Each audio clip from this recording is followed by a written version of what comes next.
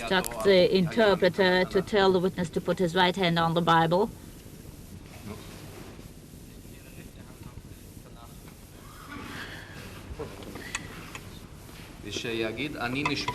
That he should say, I swear by God.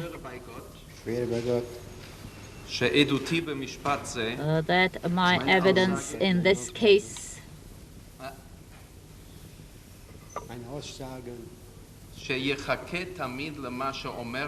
The court asks the witness to wait for the interpreter and repeat his words.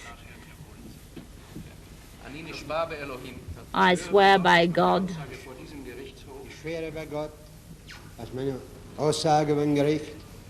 That my evidence before this court will be the truth. Die Wahrheit sagen. Sein wird. Sein will. Kol ha'emet. The whole truth. Die ganze Wahrheit.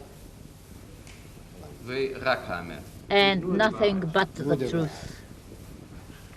אם יותר נוח לו לדבר יידיש, אנחנו If the witness finds it more convenient to speak Yiddish, what does he prefer? I don't want to go down to court.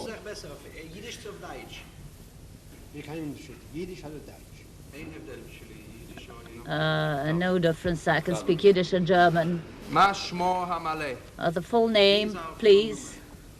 Zindel Grynzpan. Zindel Grynzpan. Zindel Grynzpan. What is the name in Hebrew? Shmuel. Zindel Shmuel Grynzpan is the recording by the court.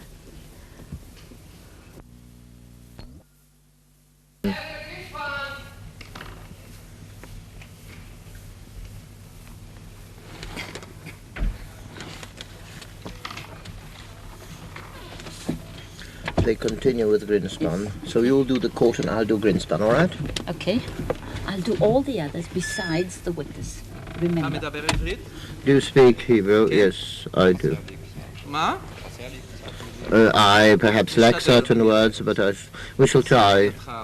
Please place your hand on the Bible and say, I swear by the Almighty God that my evidence in this trial, would be truth, the whole truth, and nothing but the truth. I do all the others except the witness. Mr. Grynzpan, you are the son of Grynzpan. The man who testified in court this morning? Yes. You are not his only son? No. You knew Hirsch? Yes, of course. When did you see him for the last time? The last time I saw him in 1936 when he was going to Frankfurt. 1935 exactly, when he was going to Frankfurt for yeshiva, where he was to study. He completed his studies? Yes, this is what I received in 1940. I received it in 1940. And later? Then I wrote it by email, and I got it by email afterwards. Afterwards, the Germans were already in France, and I didn't want to write anymore, so that my letters shouldn't fall in German hands, so that the Germans should know that I have any connection with my brother, and therefore I didn't write anymore. At the end of the war. Where were you that time? Where were you at the time? I went to the center of Russia. I was in the Russian army, and at the end of the war, I found my parents in Astrakhan in Russia. They were there all the time. I left them later on as I joined the Red Army, and then I came back to Poland. Immediately, I began looking for Herschel. I wrote to the office dealing with looking for families, and I received negative replies. in Paris afterwards. Afterwards, I went over to Paris. I met his lawyer, Frankel, Dr. Frankel, and he told me... The prosecution. I do not ask too many details. What I want to know is, did you succeed in finding any traces? In finding anything. I've been looking for my brother up to now, up to date, and I've written almost everywhere. I wrote all sorts of letters to newspapers and over the radio, and I haven't received any answer up to now, up to this very day. Are you the only one who attempted to find Herschel? Together with my family, also some newspaper men helped me in my efforts. In vain? Nothing was yielded by these results. The court, Dr. Sabatis, have you any questions? I have no questions. Thank you, Mr. Grynzpan. You finished your testimony. Who is the next witness? Of the execution of this order. This was signed by Himmler and was dated a day in April 42. Eichmann told me that the words "the final solution" means a biological extermination of the Jewish race. But for the moment, the strong Jews must be left alive to be used as workers in industry. I was impressed from this document giving Eichmann the authority to kill millions of people. And I said at the time, God may avoid that our enemies do the same to the German nation. He replied, "Don't be sentimental. This is the order of the Führer."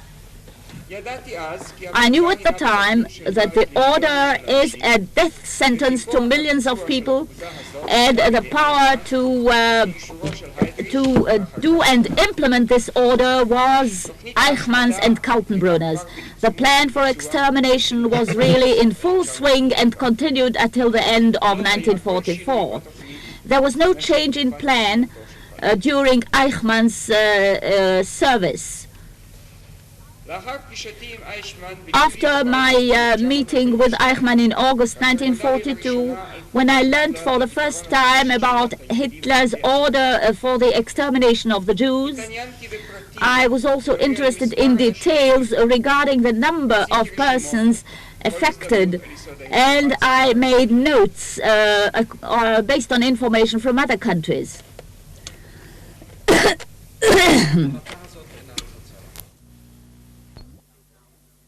60,000 in Greece, 8,000 in Bulgaria, 3,000 in Croatia, 500,000 in Hungary. In document A3, I also noted the particulars with regard to the distribution of the extermination operation. So far as Eichmann's personality character is concerned, I consider them as a decisive and extremely important factor in extirpating the Jews. He himself was a coward who made an effort to be covered from responsibility and escape from responsibility. He would never do anything without any confirmation from above. In this way, he was externally extremely careful. He kept the notes and files for which responsibility devolved only on Himmler and Kaltenbrunner. I examined those documents and I understood who was responsible for them. The exactitude and accuracy, so far as the files were concerned, made a strange impression on me. Every operation of Eichmann linked to finding means against Jews was reported to Heinrich and then later on to Kaltenbrunner for approval. I saw copies signed by Eichmann, letters signed by Eichmann and reported to Hitler. They were submitted to Heinrich and later on to Kaltenbrunner, who signed them. The copies of these reports are signed by Kaltenbrunner were initialed by Eichmann. Eichmann through Miller to Haltenbrunner, and then the last resort to Himmler. Eichmann was cynical with regard to the Jewish problem. He never expressed any kind of human feelings towards these Jews. He was not immoral. He was completely devoid of any morality, and he was as strong and as adamant as a rock in his attitude. In our last conversation in February 1945, he pointed out, when we spoke about our fate in connection with the defeat, he said, "I will be happy to jump into my grave as I know that I have killed 5 million Jews. This gives me full gratification and a feeling of self-fulfillment." According to Eichmann, he met Haltenbrunner in Linz and Freudiger.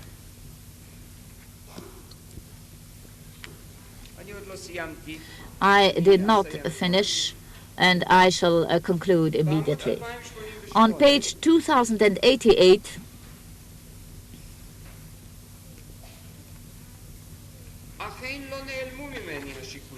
I know that the Kastner's report was not written by a man who did it naively, but by a journalist, an experienced journalist who knew well the art of writing, and that also certain parts in this document one sees the apologetic intention Kastner had in mind when he drew up this document. That is the intention to justify his activities as the one heading the joint committee and to whom the report was handed. These are things which must be taken into consideration when one wants to arrive at the truth in this document or in a part of it. And one must be doubly careful when attaching importance to words in the document. Still, they cannot invalidate the probative value of this document, and which was intended to be formal or informal. If I call the attention of the court in short, because the High Court decision calls the attention to the Nuremberg trials. And I will do this in short. In the 15th volume of the Green series, on page 15, according to that this was not written for the purpose of this trial. I remember those things as it was a short while before I left Germany. It was in March 1900, I left Germany and I immigrated. Before then, I received a phone call from the Gestapo that the delegates, the representatives of great Jewish organizations are invited to a meeting in Prince Albert Strasse. What was there on Prince Albert Street? This was the headquarters.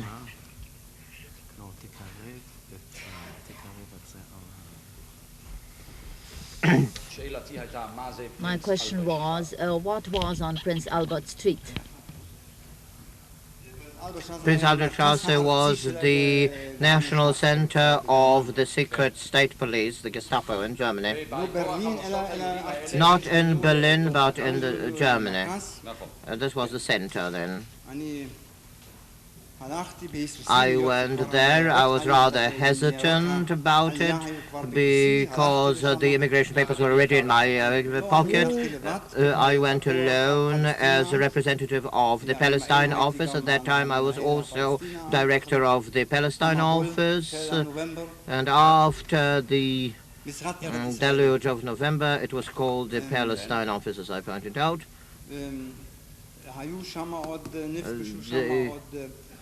Was still Heinrich Stau, chairman of the Jewish community in Berlin. Dr. Lilienfeld, the director of the finance department of Reichsvertretung, Dr. Katzover, lawyer, one of the representatives of the Jewish community, and Dr. Epstein, head of the immigration department of the Reichsvertretung at that time. And we were invited there. It was rather late in the afternoon, at 6 o'clock, as a matter of fact. I remember the place. It was one of the upper stories of the building. And we entered this place. There was a rope, as it were, separated us from Eichmann, who sat on the other side of the rope. He wore civilian clothes. At his side, at a writing desk, there was seated a man in uniform.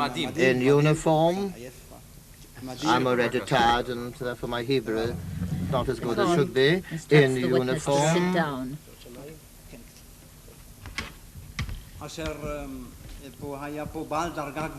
He was a high-ranking officer. If I am not mistaken, he was a Gruppenführer or Untergruppenführer, one of the high SS officers. He didn't participate at all in the conversation. He hadn't actually opened his mouth. He was silent all the time in our presence. The conversation began we were seated. At that time we were still seated. Got confused with the voices. Eichmann began the conversation.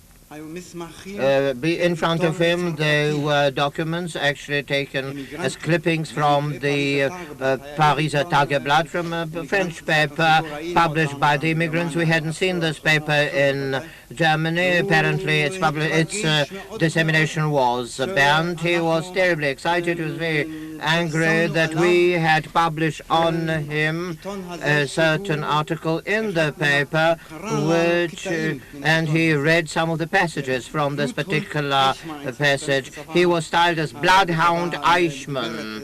It was styled in a colloquial language, a new foe of Jewry. I do not remember the epithets, but those were extremely stern epithets which he read to us. He accused us. He said that one of us had given this spurious information about him to the French immigrant paper. He spoke about Dr. Landau.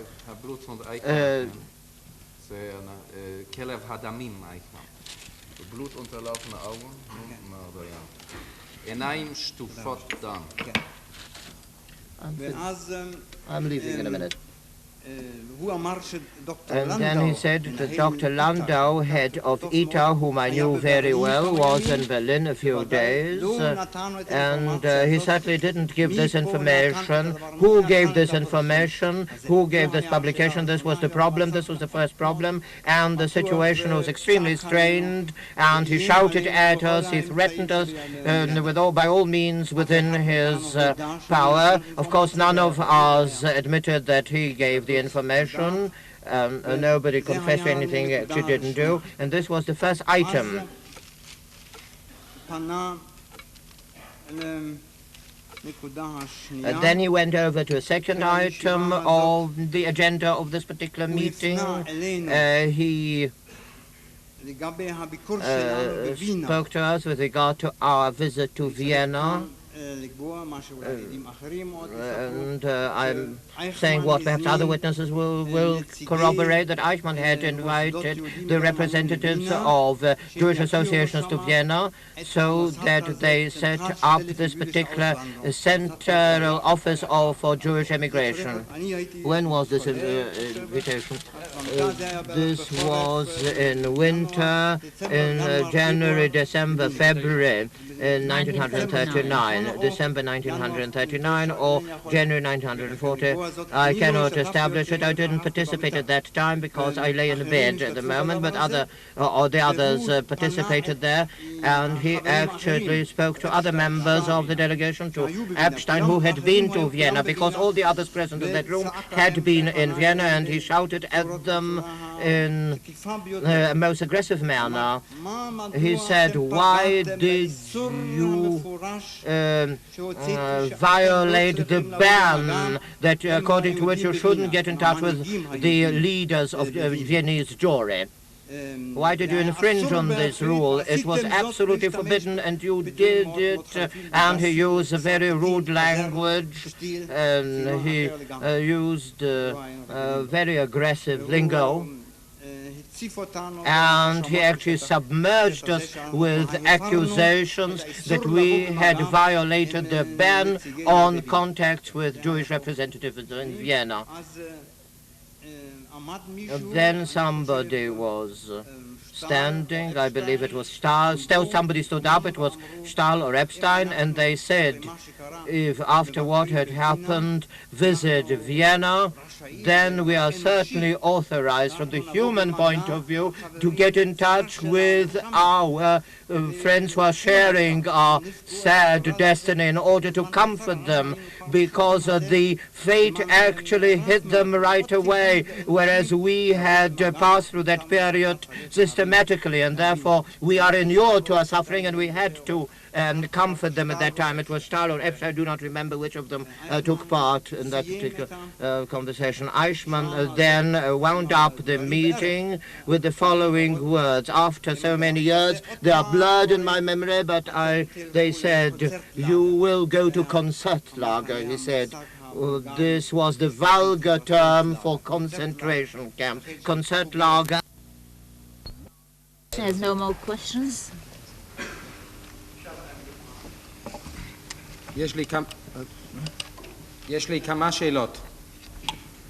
I have a number of questions.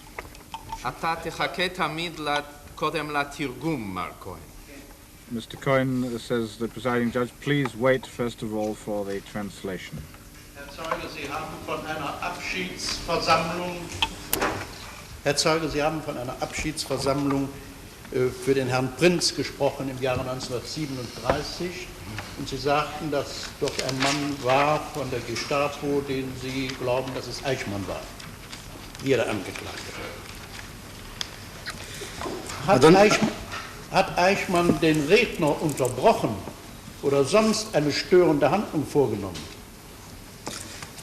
Mr. Witness, you spoke about a farewell meeting to Mr. Prince in 1937, and you said that there was a man from the Gestapo who, in your opinion, was Eichmann.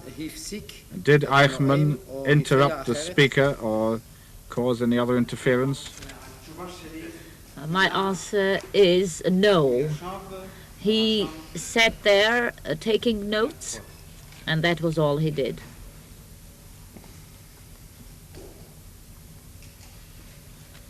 Wurde damals schon der Judenstern getragen bei dieser Versammlung? At the time of that meeting, were they wearing the Jewish badge? No, not yet. Waren Sie jemals verpflichtet, den Judenstern zu tragen, solange Sie noch in Deutschland waren? Were you ever compelled to wear the Jewish badge so long as you were in Germany? No, I left Germany before this law of carrying the Jewish badge was promulgated. Zu dem zweiten Treffen, wo Sie Eichmann, wie Sie sagen, zum zweiten Mal gesehen haben, bei einer Besprechung in dem Gestapo-Gebäude. Sie wissen nicht genau, in welchem Gebäude das war. Sie sagten vorhin Kurfürstenstraße.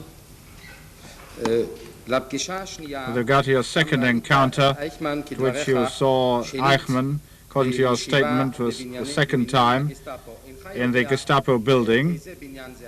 Do you know which which building this was? Was it the Kurfürstenstrasse? This is a mistake. It was Prince Albert Strasse. We used to go there every week. It was Prince Albert Strasse. Kurfürstenstrasse was the central office for Jewish immigration. War diese Zentralstelle für jüdische Auswanderung damals schon eingerichtet? Had the central institution for Jewish immigration already been established? Not yet. This was on the eve of putting up this office. The judge. I heard from the witness that at that meeting there was discussion about the forthcoming establishment of that office. Ja. Waren Sie in dem Dienstraum dieses höheren SS-Offiziers? Were you in the official bureau of a senior SS official? This was not clear to us. We were asked to a certain room. We applied at the information desk and we were told to go to a certain room. The number of the room which we entered, we did not know to whom this room belonged. Who was sitting at the desk, asked the presiding judge. There were two desks. At one of them sat this high-ranking officer, the high-ranking SS officer, and the second desk was occupied by Eichmann. Sie haben gesagt, dass Eichmann in Zivil dort gewesen wäre, oder ein Mann in Zivil. Dr. Servatius. Woran erkannten Sie dann, welchen Rang er hatte, dass er einen niedrigeren Rang hatte als dieser Offizier? You said that Eichmann was and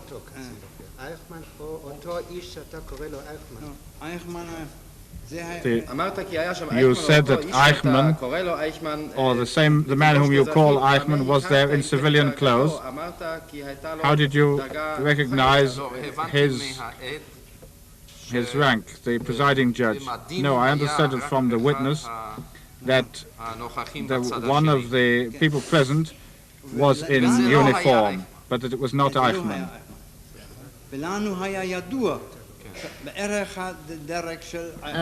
We knew more or less the rank of Eichmann. I do not remember what rank he held at the time. Ich habe den Zeugen so verstanden, dass ohne genau zu wissen, ob es Eichmann war, sah, dass es ein Mann in einem erheblich niedrigeren Rang war, obwohl in Zivil war. I understand the witness to say that he, although he did not recognize Eichmann, thought that this was Eichmann because he thought that he was in a lower rank. This is a mistake, a regrettable mistake. We knew it was Eichmann because he started reading to us the passages about his deeds and activities of the Pariser Tageblatt, and he read out the activities of Eichmann. I also knew him from our first meeting. All of us knew Eichmann. The president of court. Did you know his rank? It was always a person was addressed by his rank, his official rank. It was part of the name. Were you familiar with the SS ranks? Asked the presiding judge. Learned it during that period. Ist diese Erregung entstanden durch die Vorlesung der Artikel, wo als Bluthund bezeichnet war? Dr. Servatius, was this emotion created by the reading out of the article in which he was described as a bloodhound? My answer is yes, says the witness. Hat man im Ergebnis aber den Vortrag Dr. Servatius angehört, der von der jüdischen Seite vorgebracht wurde?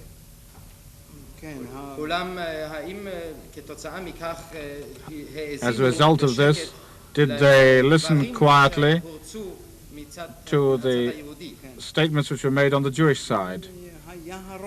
I had the impression, but this is very subjective, that this officer restrained him. He sort of cooled him down, calmed him down.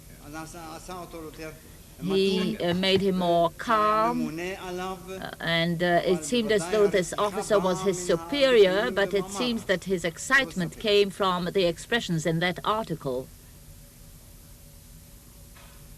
Waren die Ausführungen, die von jüdischer Seite gemacht wurden, nicht sehr kühn in einem Gestapo-Raum und konnte das nicht dazu führen, dass die Erregung gesteigert wurde? Dr. Servatius, were not the statements given on the Jewish side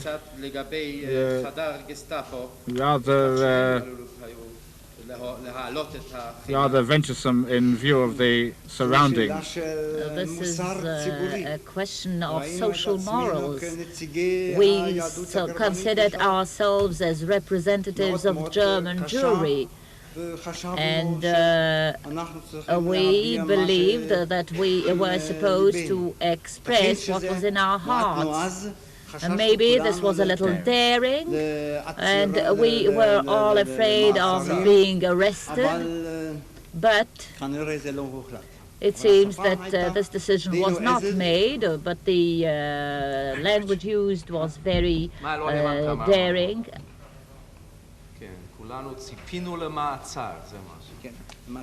The President of God corrects, we all expected arrest.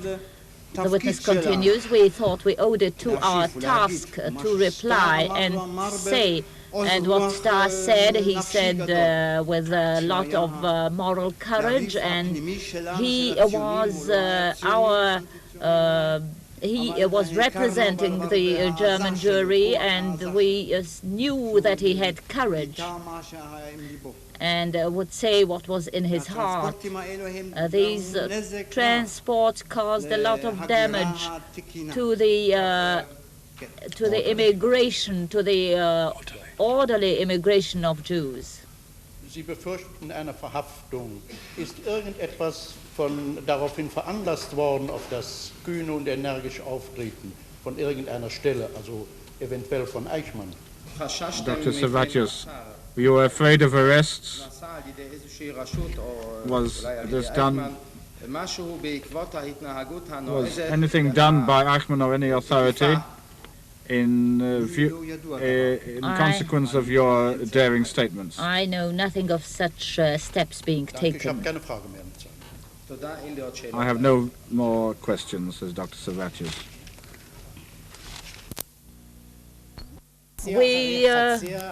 We went from one courtyard to another, mounted steps, and came to a very big and beautiful hall of the Rothschild Castle.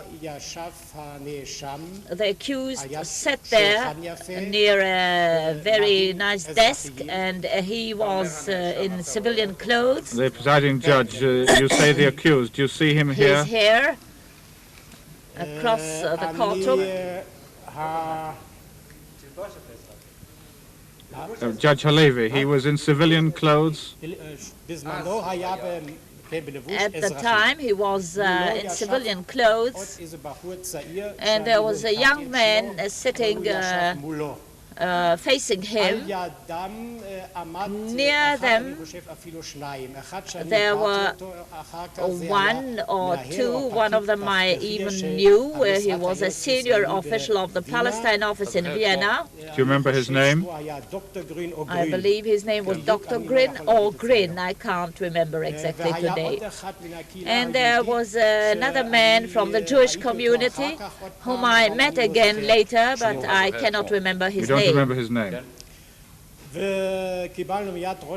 We had a very strange impression because we were not used, in spite of the depression in the Altreich after the pogrom. Still, we saw a great difference between our situation in the Old Reich and the situation in Vienna in those days. I still remember that the officials of the Jewish community or the Palestine office impressed me like a very obedient soldier standing at attention, not daring to say a word. I was under the impression that the situation was very difficult as far as they were concerned. They were afraid of every movement they made. Later, near the desk, these two men were standing, and the accused, and facing him there was another man, a Gestapo man, and we stood near his desk, four lined up, or maybe we were five, I can't remember after so many years. But I know we were standing near the desk. Where did you stand, Mr. Lidenstrauss? I was first to the right. The accused was sitting, and the witness points to where. And this was the way the line was drawn, and this was unpleasant for the accused. He instructed me to withdraw 2 or 3 meters from his desk because I was too near to him. I did so, of course, and then this was very strange. It's a very large and beautiful hall, one of the large halls of the Rothschild castles. I was what distance were you? 3 or 4 meters away, or 5 meters away.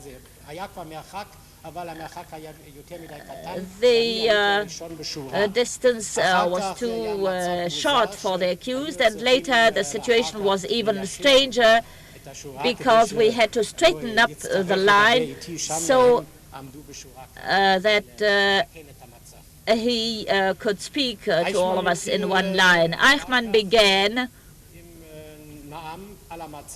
and spoke about the bad situation in the Old Reich. He was not satisfied that things kind of do not work, that all this... The presiding judge, what was he referring to? That all the immigration is too slow and unsatisfactory in his absence, because things were held up. We made contact with the officials in Berlin, and things must be accelerated. The immigration must be accelerated. With which officials? Asked the judge. With officials with whom we come in contact every day. He had the impression that while he was absent, this had a kind of influence. We could create contacts, and this held up the whole activity of immigration. Was this true? There were no contacts at all. The situation was objectively very bad. There was the wish of all the Jews in Berlin and the provinces. There were telegrams and telephone calls. I had to answer day and night and overcome all those calls. There was an enormous demand for immigration, but we could not fulfill all the requests. Later he said that this must be put right, that immigration must be accelerated at all costs and by all means.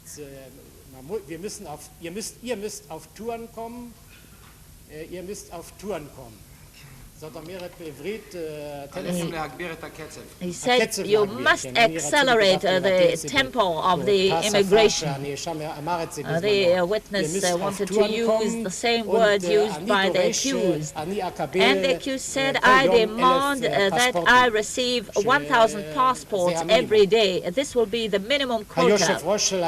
The chairman of the Jewish community tried to explain to the accused that there are many factors which do not enable us to carry out this quota. There is great excitement and the will to immigrate, but it is just impossible. The accused said he had no interest, and this does not concern him. The details do not concern him. If there are no ways of immigrating, we should see to that and find the ways and supply 1,000 passports daily. Then he went over to the financial field and said, you must, if the situation in Berlin improves, you must in future collect a travel tax, an immigration tax. We said that as far as we understand the order, we must use those monies to finance immigration of Jews from Germany. To this he retorted in a very high voice that this does not come into account. I wish to quote him, although they were very rude. Wovon sollen wir eure alten Säcke ernähren? Wie sollen wir dann eure alten Säcke ernähren? Where from are we to feed your old sacks? And then he continued and said that the system in Vienna is very effective, advised us and told us that we stay on a day or two in Vienna to learn conditions there and to learn the system, which he was praised, the system which brought results, better results than in Berlin. And later, this was the conclusion of this meeting. Just a moment, Mr. Lidenstrauss. How did he speak? What was his behavior during the course of the conversation? All the conversation was in very rude language. All the atmosphere was very inconvenient, and all those who came were very disappointed and depressed, because we realized that all this matter of asking to copy the system followed in Vienna, we saw a change of the policy for the future regarding the immigration from Germany. And we saw it with great concern. At the end of this conversation, he concluded saying, I invited you here as representatives of German Jewry. You who are present here will be in future responsible for the implementation of this operation in the spirit I pointed out. Otherwise, you know what your fate will be. This was the conclusion of this conversation, and I believe we stayed a half a day or another day in Vienna. This was 38, witness 38, 39. I did not hear it with my own ears, but this was of a second or third source. Judge Halevi. I did not refer only to this particular incident of the burning of the synagogue. You were in Germany from 1933 to 1939, and you said you left Berlin often on journeys to other cities. You certainly must have come into contact not only with Jews, and not only with Nazi officials. Therefore, I'm asking you, what was the average attitude of Germans who were not Jews and were not officials of the regime? It must be said that I did not have much contact with Christians at the time. There was already segregation, and he who did not live during those days, there was a serious partition or a wall between Gentiles and Jews.